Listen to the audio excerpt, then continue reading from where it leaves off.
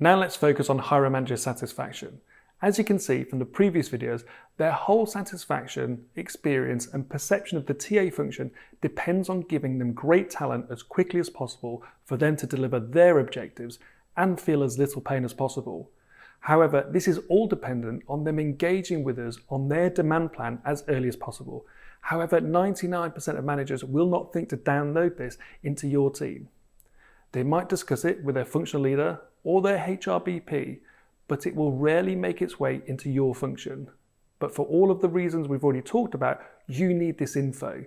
This is where you need to take control. You need to take ownership of this, as your whole service delivery depends on it.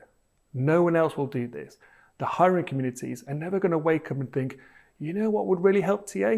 If we all got together and collated our demand plan into a way that would really help them build their service offering. You might think your HRBPs can provide you with this data that you need, but as I'll talk about in the next video, they're too busy themselves. You can work in conjunction with them, but they'll never own this process. Also, don't let them trick you into thinking that this is their job. If it was, why aren't they doing it already?